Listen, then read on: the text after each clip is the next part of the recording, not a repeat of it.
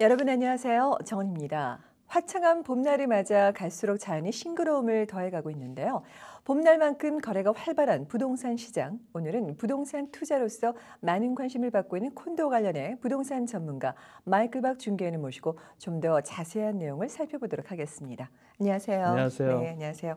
자, 사실 요즘에 보면은요, 일반 주택은 너무 가격이 올라서 엄두도 못 내고요. 사실 그게 사실이고, 그래서 이제 많은 분들이 실제 거주하는 그런 주택 형태로 콘도로 눈을 많이 돌리고 계세요. 근데 실제 사는 것뿐만이 아니라 나중에도 되팔 때를 생각해서 투자 가치라는 것도 무시할 수는 없잖아요. 그러면 콘도를 이제 살 때는 어떤 점들을 좀 유념해야 할까요? 네, 말씀하신 대로 네. 전례적으로 땅이 광활한 이 캐나다에서 네. 네, 우리 여기 오래 사신 분들은 당연히 단독주택에 사시는 걸 집이라고 생각을 했는데 맞아요. 이게 이제 그 팔리는 매매량 팔린 비중이 얼마 전부터 몇 년 전부터 혼도가 월등하게 많아졌습니다. 그래서 많은 분들은 뭐 다니시다 보면 시내 그 수많은 크레인이 다 콘도를 짓는데 저게 다 어떻게 너무 물량 과잉이 네, 아니냐, 과잉 공급이 이게 아니냐. 콘도가 네. 시장이 폭락할 거다 이런 얘기를 사실 한 7, 8년 전부터 하셨어요. 계속 들어왔죠. 네, 폭락은커녕 가격도 많이 올랐는데 물론 네. 상대적으로 땅이 있는 단독주택이나 땅이 있는 타운홈, 프리홀드 타운홈보다는 가격이 상당히 상승을 못 쫓아갔는데 네네. 최근에 들어서 또 많이 쫓아갔습니다. 그래서 콘도를 말씀하신 대로 꼭 사고 싶어서 사시는 분도 있고 투자용으로 손쉽게 렌트하기는 오히려 단독주택보다 네. 콘도가 더 수월하게 네. 렌트도 잘 나가고 왜냐하면 위치상으로 콘도가 렌트하는 사람들의 편리한 거를 갖춘 위치가 많기 때문에 네, 주택보다는 맞아요. 그리고 모든 편의시설 또 관리가 쉽고 만약에 세입자가 들어와서 예상치 못하게 세입자가 집을 많이 망쳐놨다. 관리를 안 해줘서 그럴 때 데미지가 났을 때 다시 리커버 할 수 있는 원상 회복할 수 있는데 훨씬 적은 돈으로 리커버가 됩니다. 그렇죠. 주택보다는. 얘가 네. 좀 옆으로 좀 삐뚤어졌는데 예, 다시 돌아가서 컨도가 원래 이제 원래 말이 컨도미니엄이죠. 네. 컨도미니엄의 어원 자체가 공동 소유라는 부분입니다. 그래서 컨도미니엄 어파트먼트가 우리 소위가 많은 분들이 인식하고 있는 고층 빌딩의 네. 아파트고 컨도미니엄 타운홈은 겉에서 보기에는 같은 타운홈이지만 연립주택이지만 얼핏 겉으로만 봐서는 컨도미니엄 타운홈인지 프리홀드, 그러니까 땅을 내가 나의 고유 땅을 가지고 있는지 아닌지를 잘 모를 수 있는 그런 컨도미니엄 타운홈이 있습니다. 네. 간혹 아주 드물게 컨도미니엄 디태치드 홈도 있습니다. 전에 한번 나왔는데 네네. 상상이 안 가는데 주로 이제 어떤 경우냐면은 골프장 내에 있는 집들이 있는데 그 안에 단지를 관리를 해주면서 그렇게 하는데 요즘은 또 컨도미니엄 타운홈 중에서도 절충형이라고 할까요? 어떤 컴프로마이즈가 있습니다. 커먼 엘리먼트 타운홈이 있어가지고 네. 많은 분들이 타운홈을 살 때 전체적으로 모든 관리를 대행해주고 보통 집의 외형, 엑스트리어 그러니까 루프나 외벽이나 이런 관리를 시간이 가면은 또 바꿔도 주고 또 해주면은 관리비가 상대적으로 많이 나가기 때문에 그렇죠. 거기에 부담을 있는 걸 알기 때문에 빌더들이 이제는 땅은 안에서 소위 이제 랜드스케이핑하고 네. 눈 치우고 잔디 정원만 해주고 시간이 지나도 뭐 지붕을 갈아준다 이런 거는 손을 안 대는 커먼 엘리먼트 타운홈이 있습니다. 제일 장점은 관리비가 많지 않다는 거죠. 그렇겠네요. 보통 콘도 타운홈에서 1,500스퀘어, 2,000스퀘어 정도 실평수인데 관리비가 80불이다, 120불이라면 그건 10중 팔고 커먼 엘리먼트 타운홈입니다. 그건 프리홀드랑 다른 건가요? 다르죠. 내 땅이 따로 있는 게 아닙니다. 땅은 네. 지분 소유가 있는 거고, 그리고 이제 관리비를 훨씬 적게 내는 거죠. 그러면 이제 소위 얘기해서 오퍼스 계약서도 따로 이제 종류가 다른 오퍼 계약서 쓰게 돼. 요즘 흔히 많이 볼 수 있는 건데, 물론 관리비를 적게 하려는 이유도 있지만, 할 수 없이 왜냐하면 예를 들어서 어떤 대로상에 집 10채를 단독주택을 빌더가 사서 다 디몰리시 한 다음에 그 안에 이 2겹, 3겹 그러니까 한 그 뒤로 3로 정도로 콘도를 한 40지 졌다. 네. 그럴 경우는 그 안으로 진입로가 시 소유 땅이 아닌 개인 로드가 프라이빗 로드가 됐죠. 그렇죠. 그럴 경우에는 어떤 스트리트 에듀레스가 없고 그럴 경우에는 프라이빗 로드를 많은 사람들이 공동으로 소유하고 관리를 해야 되기 때문에 네.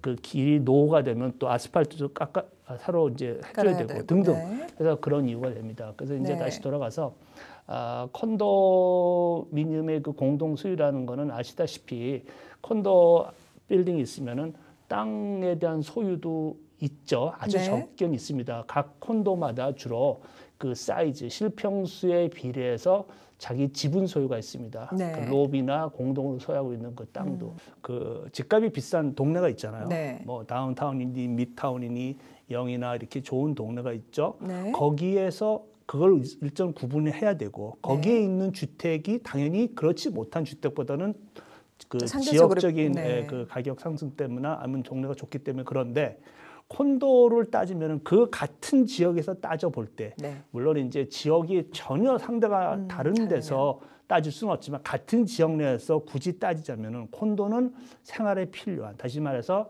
더 대중교통 이용이 쉽다든지 네. 자동차 없이도 고출행이나 서브웨이 네. 역이나 아니면 일반. 요즘 이제 네. 그 경전철 LRT 이런 데 이용도가 얼마나 쉬운지 그리고 딱 내가 문을 나서자마자 주변의 모든 쉽게 내가 생활에 필요한 샤핑이나 편의시설 레스토랑이나 같은. 모든 게 네. 다 돼 있 이런 게 어떻게 보면은 차를 몰고 다니면서 찾아다녀야 되는 그런 주택에 사시는 것보다 훨씬 더 중요하게 콘도의 값어치에 영향을 미친다고 보겠습니다. 네. 그럼 방금은 사실 이제 위치 중요성을 말씀해 주셨는데 콘도를 살 때 그러면 그 위치 말고 또 다른 거는 어떤 거를 또 봐야 될까요? 유념해야 부분이? 예, 일단 제일 중요한 거는 그 네. 위치인데 아까 말씀드린 그 다운타운의 접근성 그리고 이런 대중교통의 얼마나 인접성 그게 어느 정도로 예민하냐면은 네. 같은 얼핏 봐서는 같은 지역의 콘도인데 어떤 콘도는 지하철로 직접 다이렉트 액세스가 있는 콘도와 밖으로 나가지 그렇지 않아도. 않은 콘도하고 또 차이가 있는 것처럼 네. 그만큼 위치가 아주 민감하게 영향을 미치고요. 그리고 주택보다도 오히려 콘도는 그 모든 그 내가 어메니티, 그러니까 그 퍼실리티라고 하는데 콘도 자체 내에 모든 이제 편의 시설, 뭐 짐이라든지 게스트 스윗, 버추얼 네. 골프 뭐 많이 있잖아요. 요즘은 네, 요가 요즘엔 아주 스튜디오, 잘 뭐 돼 있더라고요. 펫 사우나까지 있습니다. 네. 점점 출연료가 바뀌고 소극장도 있고 그런 게 얼마나 잘 돼 있느냐도 중요하다고 보겠습니다. 많은 분들은 내가 저런 거를 다 갖춘 콘도를 들어가면 관리비만 너무 비싸기 때문에 나는 피하는 게 좋겠다라고 하지만 그래서 이런 모든 여러 가지 다양한 게 시설이 있는 콘도들은 보통 세대 수가 많은 겁니다. 그러니까 네. 예를 들어서 최소한 300, 400 유닛이 있다든지 아니면 빌딩이 2개 내지 3개가 같이 공동으로 소유할 수 있는 걸 하기 때문에 관리비 부담이 없다는 게 그 중요한 거고 그걸 다 같이 보셔야 되겠죠. 네. 그러면 사실 이제 제가 주변에서 듣는 얘기이기도 한데 예를 들어서 말씀하신 건 같은 지역인데 이제 이런 경우는 어떤가요? 그 건축 회사라고 얘기를 하나요? 빌더들이나 이제 건축 회사들에 따라서 조금 다르잖아요. 뭐 T사가 있고 뭐 무슨 M사가 있고 여러 가지 회사들이 대표하는 회사들이 좀 메이저가 있기는 한데 그 뭐 개인에 따라서 호불호가 갈리고 기호가 좀 달라서 이제 선호하는 게 다를 수는 있겠지만 이제 그런 것도 영향을 미칠까요? 그 건축 회사에 대한 어떤 좀 뭐랄까 평판 이런 것들. 예, 기존에 지어 있는 네. 그래서 남이 살다가 파는 거를 리세일 컨도라고 그러고 네, 이제 신규 분양 콘도. 소위 우리가 흔히 얘기하는 신축 분양 프리컨스트럭션이죠. 네. 4년 5년 전에 계약하고 나중에 들어가는 거. 근데 이 후자의 경우 프리컨스트럭션일수록 더더군다나 그 회사의 평판, 과거에 네. 어떤 프로젝트를 졌고 어떤 사람들의 그 평판이 있고 그 피니시, 그러니까 내장재나 어메니티뿐만 아니라 네. 그리고 나중에 팔 때에 과연 가격 상승 면에서 얼마나 더 경쟁력이 있는지를 더 따져봐야 될 수밖에 없는 게 프리컨스트럭션은 내가 직접 눈으로 보고 살 수 있는 게 아니잖아요. 그렇죠. 기존에는 가서 보고 모델하우스 판단하면 정도. 되는데 보면 뭐 네네. 좋은지 안 좋은지 않지만 기존의 프리컨스트럭션은 결국은 브로셔 보고 네. 모델하우스도 요즘은 없어요. 모델하우스 지을 수 있는 시간적인 여유도 없고 지을 필요도 없고 네. 브로셔도 없습니다. 예, 그래요. 브로셔도 없고 그냥 웹사이트에 올려놓거나 아니면 그냥 조악하게 만든 프린트물로 그냥 해서 뭐 이래도 사고 싶어도 좋은 프로젝트는 못 사는 거죠. 그럼 뭘 보고 사는 거예요? 그냥 그 평판 보고 위치 보고 물론 플로어 플랜은 나옵니다. 근데 네, 플로어 네. 플랜도 브로셔가 미리 인쇄하기도 전 2주 전부터 신청을 해서 살 정도로 프로젝트에 대한 인기가 있는 프로젝트죠. 네, 맞아요. 수많은 회사의 물건들이 있습니다. 십몇 년 전만 해도 기존에 한 10개 회사들이 다 하고 있던 네. 콘도를 이제는 어떻게 보면은 굉장히 수익성 높은 사업이 됐기 때문에 기존에 로우 라이즈, 그러니까 단독 주택 단지를만 하던 회사들도 이제 거의 하지도 않고 할 수 있는 땅도 없고 여건이 안 되고 프로핏이 적기 때문에 대부분의 그런 회사들이 다 이제 콘도로 넘어온 지가 벌써 오래됐습니다. 그래서 네. 그런 다행히 그래도 그나마 그런 큰 회사들이 새로 짓는 거는 그래도 좀 믿음직한데 요즘은 그렇지 않고 그냥 새로 회사를 만들어서 하는 수백 개의 회사의 프로젝트가 올라가고 있습니다. 네. 이게 이제 마켓이 계속 상승세와 또 어차피 토론토가 항상 인구가 늘어나는 그런 네. 시장에서는 지금까지 아무런 문제가 없고 가격이 잘 올라갔고 좋지만 결국은 거기서 이제 갈림을 아까 말씀하신 것처럼 갈라지는 거는 어느 회사 물건이냐 그게 나중에 팔 때는 중요한 역할을 할 수밖에 없습니다. 네, 알겠습니다. 자, 그러면 특히나 이제 저희는 아무래도 대부분 시청자분들도 궁금해하시는 걸 거예요. 한국 분들 이렇게 콘도 같은 거 사러 가시면 꼭 물어보는 게 이게 난향이냐, 동향이냐, 또 몇 층이냐, 고층 선호하시고요. 그리고 이제 좀 탁 트인 전망 선호하시는 게 거의 비슷비슷하시잖아요. 이제 그런 것들이 결국에 이제 콘도 가격이라든지 나중에 그 리세일 밸류에 많은 영향을 미치게 될까요? 당연합니다. 네. 그러니까 위치가 같은 지역, 네. 그 말은 비슷한 가격대의 평당 스퀘어피트에 팔리는 그 어떤 바운더리 안에 있는 그 구역 내에서 빌딩이 A, B, C가 있을 때 구분을 할 때는 당연히 아까 말씀드린 대로 어느 회사가 지었으며 네. 얼마나 편리성이 대중교통이 그걸 따져보고 그 다음에 이제 각 유닛마다 그쵸. 들어볼 때는 만약에 위치가 굉장히 좋다는 얘기는 어떤 대중교통 이용도 좋고 여러 가지 편리한 뭐 시내에 딱 있는 위치는요 네. 이미 그 내가 전망을 따지는 시대는 지났습니다. 아, 그래요? 전망을 따질 수가 없죠. 이미 개발이 다 됐고 너무 좋은 위치이기 때문에 모든 빌딩이 올라가기 때문에 전망이라는 거는 크게 기대할 수 없는데 그나마 그 중에서도 좀 앞에 덜 부닥치고 거리가 있는 거를 선택하시는 게 좋겠고요. 네. 그리고 물론 채광도 보셔야 됩니다. 빛이 들어오는 그렇죠. 채광. 근데 채광이 좀 선호도가 다릅니다. 다운타운과 놀스역과 그 말은 뭐냐? 어떤 사람 바이어들이 많이 있는 데와 다른 쉽게 얘기해서 우리 이제 아시아권 그 뭐 한국분, 중국분 이런 쪽에 많은 분들이 사시는 놀스역 같은 경우는 동양, 동남향이 최고고요. 그렇죠. 그리고 둘 중에 하나 고른다. 예를 들어서 전망과 채광을 고른다면 둘 다 봐야 되겠지만 그 우리 여기 주류 사회에 있는 여기 메인스트림이라면 우습지만 여기서 그런 네. 일반적인 사람들은 가장 보는 게 채광보다는 전망을 더 중요시합니다. 뷰를 더 따져요. 북향이라도 앞이 튀어 있으면 남향에 조금 가리는 것보다 북향을 좋아할 수 있습니다. 네. 근데 그게 지역에마다 따라 달라질 수 있기 때문에 어느 지역에 내가 콘도를 사느냐에 따라 가지고 그걸 다시 따져 보셔야 될 필요가 있고요. 또 프리컨스트럭션 같은 경우에는 앞으로 내가 도면만 보고 사는 거잖아요. 그럴 경우에 과연 내가 그 32층이면 32층에 올라가서 앞에 어떻게 보일 거며 앞으로 향후 몇 년 후에 그 저기 빈 땅이 있다. 그럼 뭐 거의 10중 8구 뭐가 들어올 거라는 예상을 또 하셔야 세워지겠죠. 되고. 네. 그리고 주변에 어떤 형태의 건물이 있냐에 따라서 같은 빌딩이라도 이게 오피스 빌딩이냐 뭐에 따라 달라질 수 있습니다. 네. 예를 들어 오피스 빌딩은 낮에만 사람이 있고 저녁 때는 다 퇴근하기 때문에 아무도 우리 집을 들여다볼 사람이 없습니다. 근데 주택은 밤에도 다 보이잖아요. 같은 콘도. 이런 것도 그냥 콘도가 어떻게 보면은 그냥 단독 주택, 더더군다나 프리컨스트럭션 분양 콘도는 진짜 알고 따져야 될 부분이 무궁무진하게 많습니다. 그렇겠네요. 그래서 뭐 어떤 우선순위, 그러니까 제일 중요한 거를 정한 다음에 본인의 또 성향도 중요하지만 결국은 언젠가 부동산은 살 때 내가 팔 때를 생각하기 때문에 네. 팔 때 크다란 단점이 없는 그러니까 보편적으로 대부분의 사람들이 수용할 만한 단점 정도를 안고 사시는 게 중요하겠죠. 네, 그래야 위험 부담이 없는 거겠네요. 자, 그러면은 사실 콘도라고 하면 아까 말씀을 하셨었는데 일반 주택이나 프리홀드 콘도미니엄과는 달리 관리비라는 게 있잖아요. 관리비가 이제 스퀘어핏당 저희가 아는 그 사이즈별로 스퀘어핏당 그렇게 차지가 되는데 그 기존에 지어진 콘도와 신규 분양 콘도와 관리비가 좀 차이가 있어요. 제가 생각하기에는. 그러면은 사람들은 좀 헷갈리거든요. 일반인들이 생각할 때는 왜 이게 더 비싼가? 비싸면 이게 가격이 관리비가 비싸지만 콘도 가격은 싼 거를 사야 되는지, 아니면 관리비는 싸지만 콘도 가격이 비싸도 그게 좋은 건지, 그 두 개를 뭐 비교한다는 게 어떻게 생각하면 의문일 수는 있지만 어떤 차이가 있는 건가요?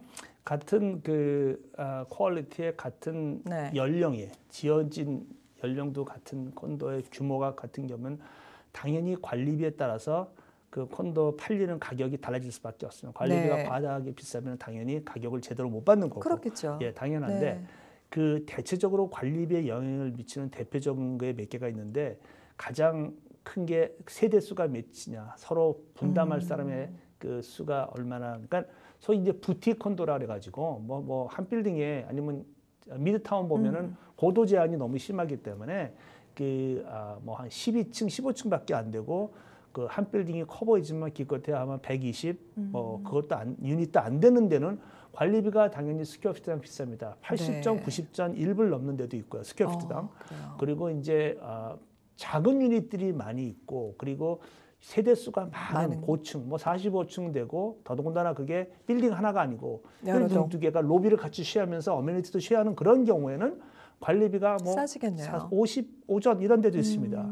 그래서 그게 제일 큰 변수라고 보겠고요. 네. 그다음에 이제 어메니티가 얼마나 과다하게 지속적으로 지출돼서 관리해야 되는 부분이 얼마냐. 그것도 두 가지로 볼 수 있겠고. 네. 그다음에 볼 수 있는 거는 관리비가 갑자기 올라갈 수가 있습니다. 그러나 아까 말씀하신 대로 몇 년 이제 연령이 지나면서 큰 공사나 어떤 큰 업그레이드를 해야 될 때가 있어요. 스페셜 어세스먼트를 해가지고 갑자기 관리비가 확 올라간다든지, 아니면 유닛당 파이핑에 문제가 있어서 뭐 흔히들 요즘 알고 있는 카이텍 파이핑 뭐 이런 게 있는데요. 문제가 이제 언젠가는 터진다. 그 핫워터가 이렇게 분사기식으로 터진다 이렇게 하는데, 그게 했을 때는 집마다 유닛마다 5천에서 8천 불이 이제 갑자기 스페셜 먼트를 일시불로 내야 된다는 것도 있고요. 예, 알아야 될 게 굉장히 많습니다. 그 어느 연도에 지었냐에 따라서 카이텍 파이핑에 대해서, 플러밍에 대해서 어떤 그 위험도를 짐작해 볼 수도 있고요. 네. 그래서 이제 보통 그래서 콘도 사실 때는 전 시간에 뭐 요즘은 핫한 마켓에서 그 스테터스 서티피켓 그 검토를 네. 하지도 않고 산다 그랬지만, 스테터스 서티피켓 보면은 제일 큰 이유 중에 하나가 앞으로 향후 얼마 동안 관리비가 얼마나 올라갈 건지를 보는 게 가장 큰 것 중에 하나면서, 동시에 그 리저브 펀드를 해가지고 얼마나 네. 확보가 되어 돼 있는지 그것도 봄으로써 관리비가 올라갈 거를 예상할 수가 있죠. 네. 그래서 관리비가 굉장히 중요할 수밖에 없습니다. 그런데 또 하나는 이거 있습니다. 동네가 아주 부촌인 동네입니다. 거기는 주택이 최소한 뭐 200, 300만 정도 네. 하고, 그러니까 단독주택이, 그런 분들이 은퇴를 하고 그 갑자기 다른 동네로 이사를 안 갑니다. 그 주변의 콘도를, 비록 부틱 빌딩이고 관리가 비싼 데는 그게 괜찮은 인정될 만한 콘도가 있고, 그렇지 네. 않고 그런 동네가 아니고 주로 뭐 핵가족이나 젊은 사람들, 아니면 뭐 이렇게 그런 사람들 할 때는 관리비가 싸야지, 관리비가 너무 올라가면 거기는 팔기가 굉장히 어려울 수 있습니다. 그렇겠죠. 그러니까 동네에 따라서 이게 관리비가 적정선이냐 과다하냐도 그 동네의 어떤 성향이나 연령이나 그 소득 수준에 따라서 달라질 수 있습니다. 근데 그걸 일반인들이 보통 그 판단할 수 있는 그 기준이 있을까요? 없죠. 그래서 할 수 없이 할 수 없이 이제 네. 부동산 전문 한 분한테 얘기를 들어보고 타당성이 있는 말인지 그걸 따져보셔야겠죠. 그 대부분은 이제 얘기를 말씀을 들어보면 이해가 갈 수 있는 말이 되는 얘기가 있고, 네. 그렇지 않은 경우가 있죠. 근데 관리비는 굉장히 많은 분들이 예민하게 그 살지 말지를 결정하는 거기 때문에 그렇습니다. 근데 또 한 가지는 많은 분들이 이렇게 생각해요. 콘도는 내가 관리비 때문에 이사 못 가겠다.